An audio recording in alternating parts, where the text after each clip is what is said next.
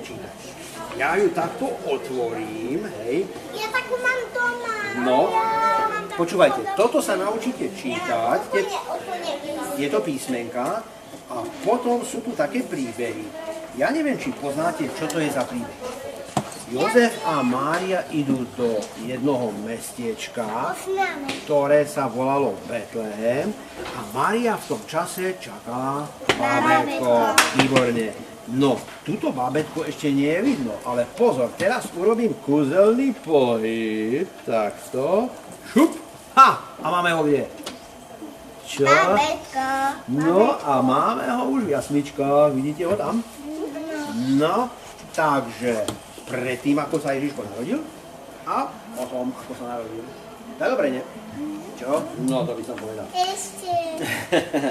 Takže keď sa naučíte čítať a naučíte sa písať, tak potom všetky tie príbehy, ktoré sú v tejto knižočke, si sami prečítate. Jasné, hotová.